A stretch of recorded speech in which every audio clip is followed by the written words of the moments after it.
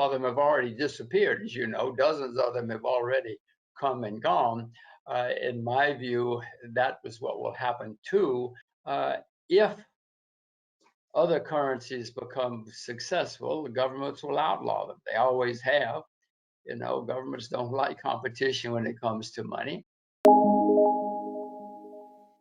We want to go back to the original question at hand, and that is that will the governments try to outlaw it? Will they try to ban it? Will they try to make it illegal? Will they try to stop it?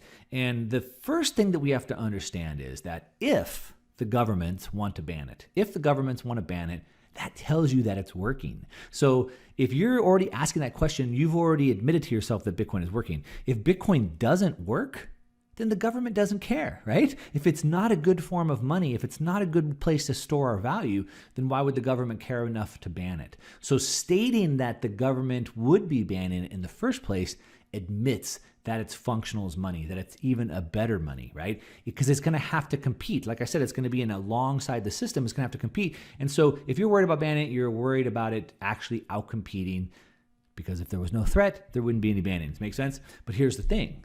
Bitcoin exists beyond the government. It exists beyond borders. It's beyond the reach of any centralized parties. It's decentralized completely globally, right? And because of the core features that Bitcoin was built around, being open, borderless, permissionless, etc., it becomes more and more decentralized. It's open, so anybody can just join into it. It's borderless anywhere in the world. It's permissionless. I don't need to get permission to join the network. Even to join, Google, you have to put in a phone number and an email address or whatever, right? So it's permissionless, openless, borderless, and because of that, it's scaling decentralized all around the world. And the bigger it becomes, the harder it becomes to censor the network. Make sense? Bitcoin was designed to be immutable. It was designed to be censorship resistant. It was designed to be immune from this government intervention. Now, that's not to say there won't be a fight. So now we're admitting that it could compete in an open market against money. We could understand why the government might want to ban it, but it's going to be almost impossible because of the global decentralized level. But that doesn't mean it's not going to be a fight. We understand that the government is always going to want theirs, right? They want the ability to create money. Like I said, who wouldn't? If you can create your own money, I'm sure you'd want to as well. And so they're going to want to, and they don't want to lose that. The money is power. And so we do understand that there's going to be a war like we've never seen, right? They're gonna try to regulate it. They're gonna try to tax it, and some countries are even gonna ban it. As a matter of fact, some countries have. Some of the smaller countries. When I'm talking about the government's ban, I'm really talking about more of the developed countries, the United States, European countries, etc. But they're gonna try, right? Regulate it, tax it, try to ban it. They don't want to lose this monopoly to create money. But the question is, can it be banned? So let's kind of play this out. Like, how would that work? So if the government, like again, the developed governments, if they try to ban it, that would mean that they're feeling threatened. And right now today, Bitcoin is pretty small. And this is one of the beauties about Bitcoin. And I made another video about Bitcoin. I'll link to it here, that Bitcoin can't be copied. And what I meant was that the code could be copied, but the Bitcoin network couldn't be. And a new one would never succeed because it would be seen as an instant threat and it'd be attacked. But Bitcoin was left alone and was allowed to grow until it was big enough to now defend itself. But even at that, today the network is tiny. And so the government doesn't feel threatened about this right now. So even though they see, well, it has potential and maybe one day, sure, it could be a problem, they're not really feeling threatened by that. We've seen that multiple times through comments by the president, Donald Trump, and through the Secretary of Treasury, Mnuchin, and so forth. And they're not really feeling threatened. So then the question is, when? When will they feel threatened? Are they going to feel threatened when Bitcoin hits 2 trillion? Are they going to feel threatened when Bitcoin hits 5 trillion? Is that going to be big enough for them to worry about it? We don't know the answer. But the thing is, if it's left alone to even grow to 2 trillion, 3 trillion, 5 trillion, the longer that they wait, the harder it's going to get. Because as the more the value grows, the more users jump into it. The more users jump in, the more decentralized it gets, the more hash power goes onto it, which is the security, and more importantly, the more perceived value that it has. And the more people that get in, the more decentralized, more secure, more perceived value, the harder and harder it is going to be for the governments to ban this. And like I said before, the fact is that the government's trying to ban it only proves its usefulness. So it's like its own marketing. So as the governments are trying to stop it, they're marketing saying that it's really good and you should be using it, right? And if you think about it, the internet has really changed the world and the way that we think about things. And today we have all this awareness and this information that we didn't have.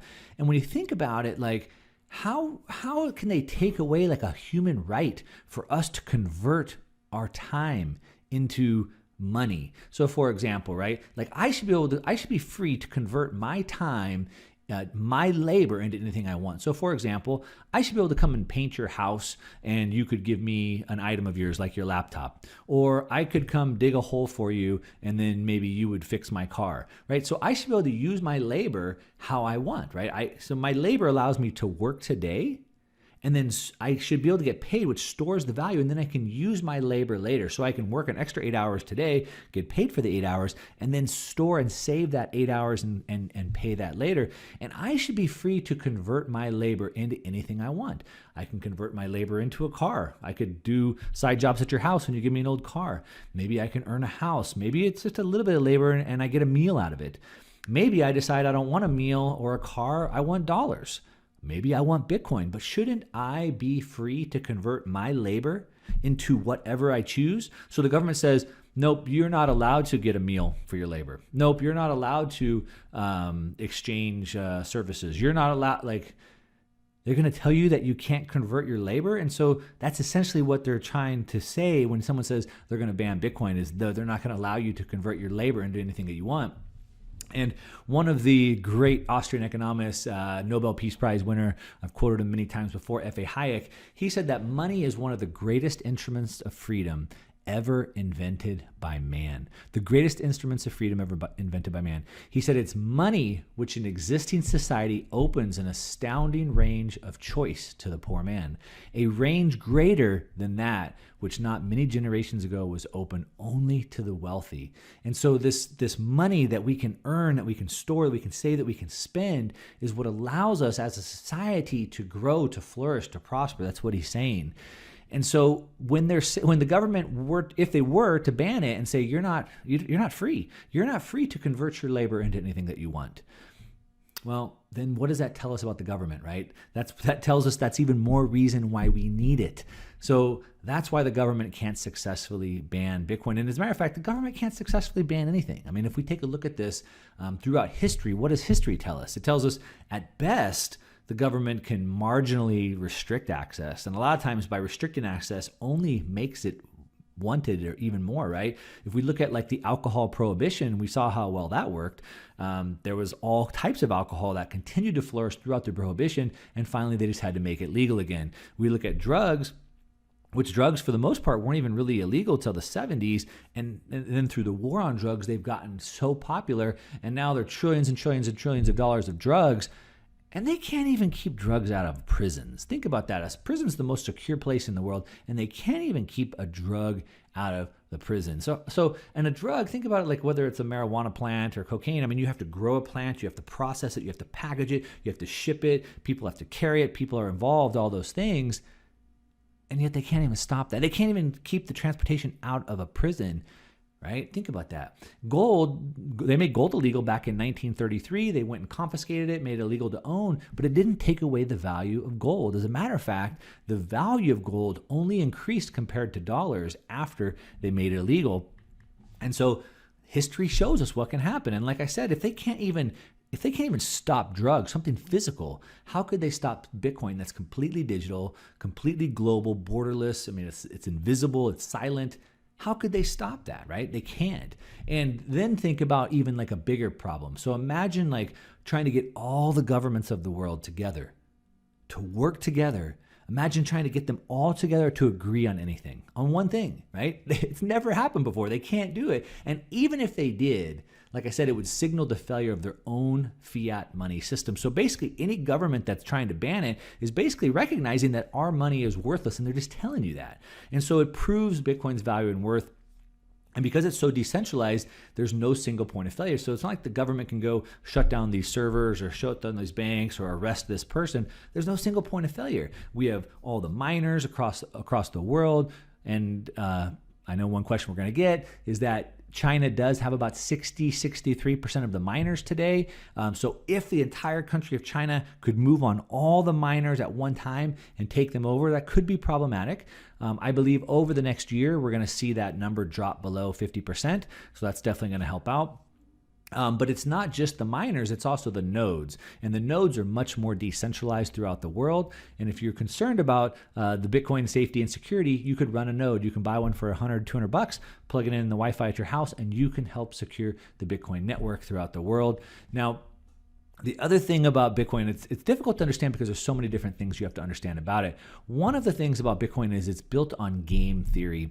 And game theory with Bitcoin is pretty cool. And basically what we're talking about specifically here is that as countries impose capital control laws, what they're doing is they're saying, we want all the capital to stay here in our country. You can't take it out of the country. But what happens? Well, the people want to get it out of the country then, right? Because money wants to be free. And so what happens is as soon as they put capital control laws, well, all of a sudden capital starts outflowing out of the country. We can see this in China. And if you've been to like Vancouver, San Francisco, New York, you've seen the real estate being driven up like crazy from the Chinese people because the Chinese people are doing anything they can to get their money out of the country because of capital control laws. And so what happens is if a country were to ban Bitcoin or other types of money, all of a sudden it's going to cause people to want to get money out of there.